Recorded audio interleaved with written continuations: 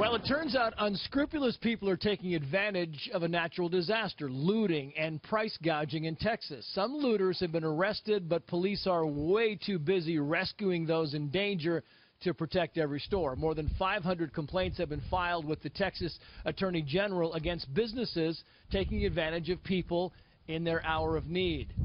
Joining us now is Marc Rylander. He is the communications director for Texas Attorney General Ken Paxton. And Mr. Rylander, I mean, I guess he's in Victoria, by the way, in Victoria, Texas, an area that was heavily damaged by Harvey's intense winds. And Mr. Rylander, I guess it goes without saying, man, you've got some audacity when you're starting to take advantage of people who have been through this. You know, Trace, we've learned through these storms that as many of good people that we see, in fact, so many more good people who come out in times like this, you have bad actors who come out. Early on, initially, the places that people can take advantage of other people who are vulnerable the most is with fuel and lodging and water. But, you know, in the coming days, we'll see this with contractors and construction people and roofers and water restoration specialists. People just feel that they can go out and make extra money, again, off people who are going through a devastating time in their life personally. Well, you know, it's funny because the hotel that we are staying at has a lot of these people who've been negatively affected by this. Some have lost their homes. Some don't know if they have a home to go back to yet. And this hotel was, was superb to them, giving them just low rates. And I'm wondering, what's the recourse? What do you have? What's the recourse for people who do this and businesses? Well, again, these businesses, most hotels, let me say, along with what you're saying, Trace, that has been the story. They have bent over backwards to help people who are victimized by Hurricane Harvey. We had a report, though, and it came to be true, of a reporter who went to a hotel near Corpus Christi just this week. This is the real story. And they go, and what's normally a $100 and something room is now almost a $300 room. And the reporter called them out. They reported it.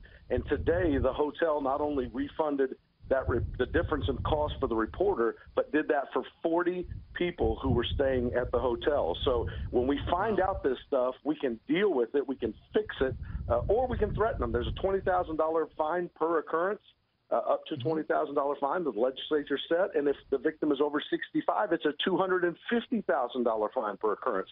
So Texas is serious about busting people who try and take advantage now or after the storm.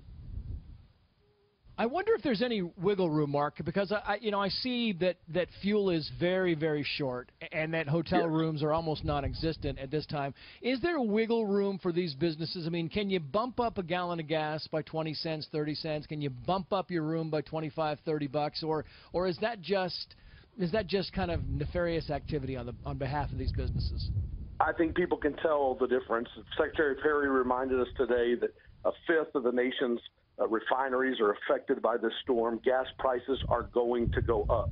There's a difference in gas in Texas, for instance, going from $2.02 a gallon to $2.25 a gallon rather than $2.02 a gallon to $4.50 or $7 a gallon, like we've had calls coming in. Right. And so what we've got to do is make sure that we go out and fix these isolated situations, which we can do legally. And then what we remind people is we have to be patient through and after the storm, knowing that prices are going to adjust a little bit on fuel and other commodities. And once the water leaves, which could be in the next several days, that you've got another brand of people coming in that are trying to help that really aren't always trying to help, correct? That's correct. We want people to be certain that when contractors, when roofers, when rebuilders come around, that they make sure that they have credentials. They can call our office. They can ask questions. They can report. We have a hotline. We have people manning a hotline. They can go to the website of the Attorney General's office and find out how to tell who legitimate people are. And Trace, the other thing is, we'll notice after these storms, we've seen it, you've seen it covering these, that people will begin to set up these charities and hey, you can funnel your money here. You can send us money, and we'll make sure that it gets to the right place. Listen, unless it's a trusted, nationally known agency that gives out aid and relief, or it's your church or a spiritual organization, be very careful, very cautious in the days ahead. We saw so much of that in the weeks and months, in fact, the years after Katrina. But people were just so desperate to get their lives back and to get their sanity and their semblance of normalcy back that they were willing to kind of do anything and pay anything. And people were willing to take advantage of that. And so, is there any type of campaign that you guys do afterwards to let people know, hey, keep your guard up because there are some people out there that are, not your best friend? Absolutely. Attorney General Paxton next week will issue a series of press releases that will be teaching and educating Texans on what to look for and how to respond if someone seems to be acting in a way that doesn't appear ethical or right.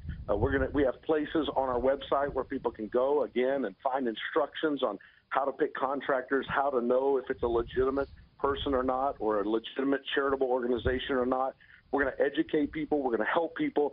But we just remind people, just hit pause before you make decisions during times when you're emotional. Right. Emotional people don't make clear decisions. We're going to help them do that so that we have great follow-up in the aftermath of this storm. And you must have a black book because there are companies, Mark, that that go from state to state, natural disaster, flood, whatever it is, much smaller scale, not the publicity this one gets, but this is what they do. They go in and they kind of take advantage of people all across the country, correct? And they need to know the Attorney General's office in Texas knows who they are, and we're going to be watching for them. Yeah, well, you'll be watching for them. Marc Rylander, good of you, sir. I mean, I hope this works out. It's the worst thing because we saw this after Hurricane Andrew, and we saw this after Hurricane Katrina. And sometimes you go and the Red Cross is the first one there, and other people who have nothing but good intent, and then you have these guys, these shysters and scammers come in, and it really is sad. But Marc Rylander, good of you to join us, sir. Thank you. Thanks, Trace. Thank you.